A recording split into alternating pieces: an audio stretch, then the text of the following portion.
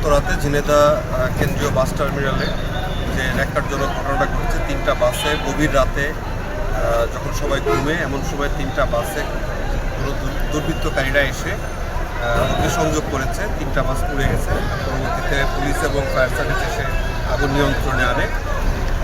এই ঘটনা ঘটার সাথে সাথে আমরা কাজ শুরু করেছি। আমরা এই কারা এই ঘটনা ঘটিয়েছে শনাক্ত করার জন্য যে ধরনের যে পদ্ধতিগুলো আছে সেই পদ্ধতিগুলো আমরা অ্যাপ্লাই করছি এবং আমরা অলরেডি কিছু কিছু বিষয় শনাক্ত করতে সক্ষম হয়েছি। এরপরে সকালে আজকে শ্রমিক ভাইরা রাস্তা অবরোধ করেছিল, তাদের সাথে আমরা কথা বলেছি, তাদের দাবি দেওয়াগুলো শুনেছি, বিষয়গুলো আমরা অ্যাড্রেস করেছি। এখানে জেলা প্রশাসনের প্রতিনিধি আছেন, আমরা সবাই মিলে দাবি দেওয়াগুলো শুনেছি, সেটা অ্যাড্রেস করেছি।